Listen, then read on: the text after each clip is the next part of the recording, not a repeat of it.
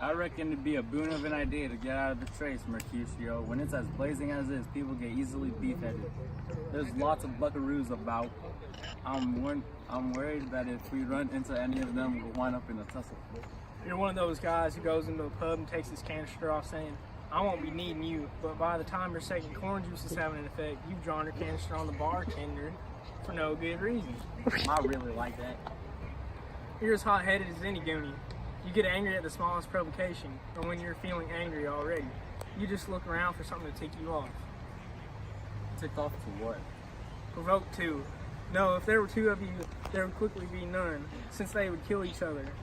Why would you tussle with a man who has one or more or less beard in his than you? You would tussle with a man for cracking hazelnuts just because you have hazel eyes. You ask him, am I really like that? You are the eye with an eye for finding tussles. Your brain is as full with tussles as an egg's full of yolk.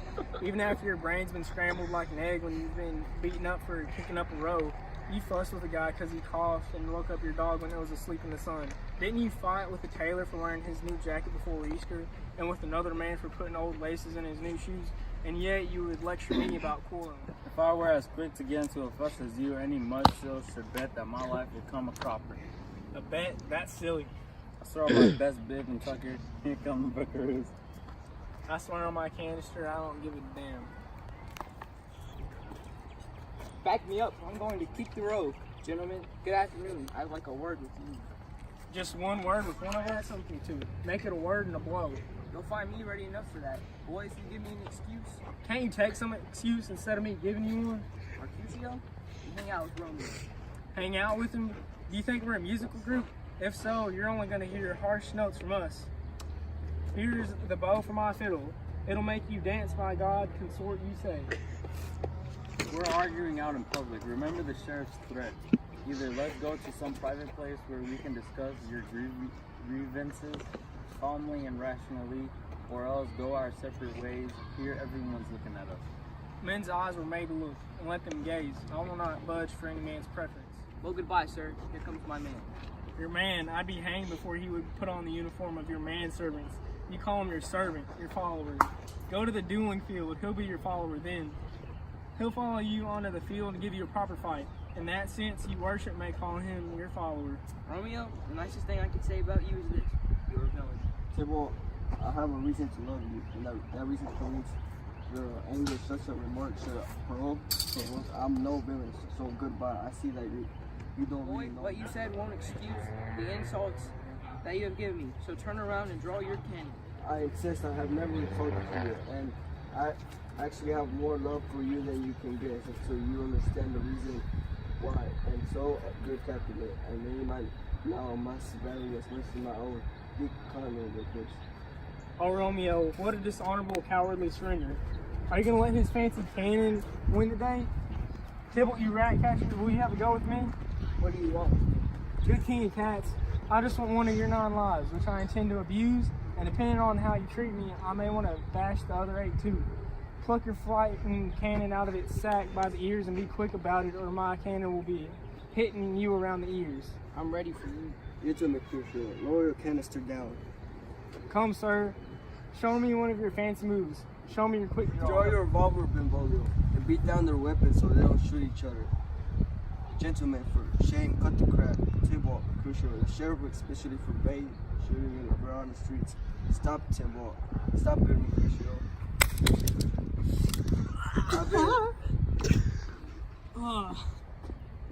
I've been hurt. A curse on both of your families.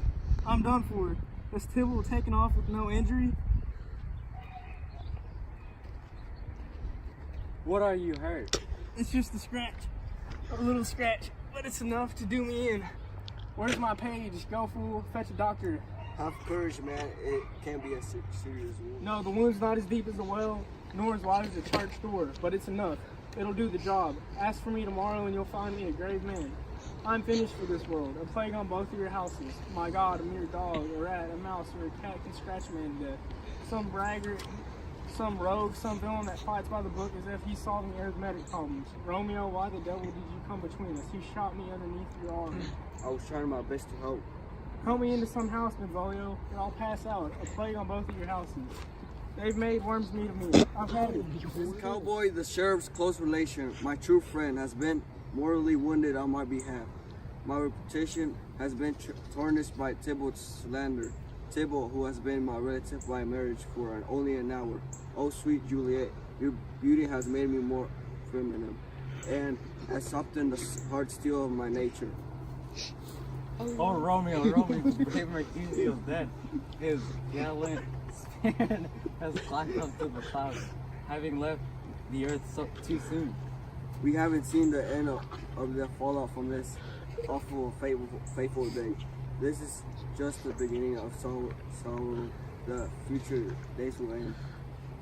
Here comes Fist of Thibault back again. How can he be alive and triumphed and Mercutio's killed? I've had enough of my considerate mercy, and I will act with fiery fury. Now, Thibault, take back what you said about me being a villain or else, for Mercutio's soul has been flown far away, and it's waiting for yours to keep him company. Either you or me, or both of us, must go with him. You wrecked boy that hung out with him. You'll go with him to hell. We'll see about that. Romeo, you have to get away, hurry. There are people around and Thibault's lying here dead. Don't stand there stupefied. The sheriff will condemn you to death, bro, and if you're arrested. Go get out, get away. Oh, damn, bro. What are you waiting for? Which way did Mercutio's killer run? Which way did Thibault run, that murderer? There lies that Thibault. Get up, sir. Go with me. I charge you in the sheriff's name to obey. Where are thou vile men who started this fight? Oh, Sheriff, I can't explain it all. Everything that happened as a result of this tussle, Romeo killed the one who shot Mercutio. Thibault, my nephew, oh my brother's child, oh sheriff, oh nephew, oh husband, oh the blood has been spilled, oh my dear relative, oh sheriff, if you're an honorable man, you must shed the blood of the Montague since they have shed ours. Oh nephew.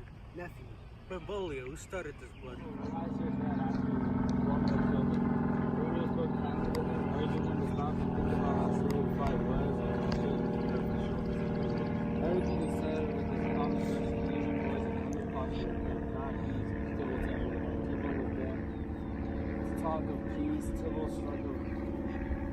struck at Mercutio with his revolver, and Mercutio, who was just as angry, met him in that fight. They fought with warlike pride. Thibault held death at bay with one hand, and Mercutio threatened him with death again in turn.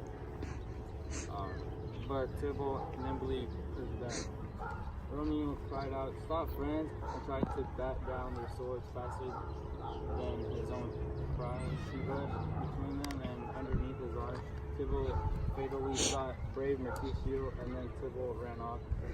He came back not much later for Romeo, who I reckon just begun to think of revenge, and they went at it as quick as lightning before I could even draw my cannon to break up the fight.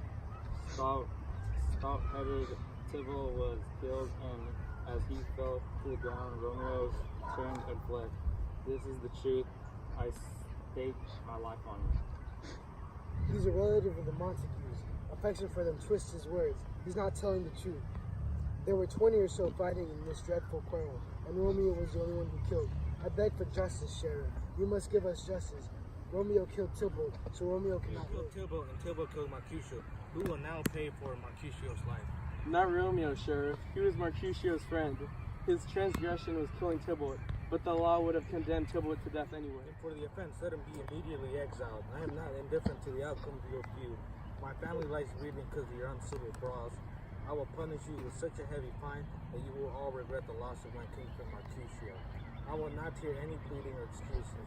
Neither tears nor prayers will enlighten the punishment. So don't try either. Let Romeo depart quickly, or else if he found here, he will be put to immediate death. Bring in Mercutio's body and obey me. Mercy only does harm when it pardons those who kill.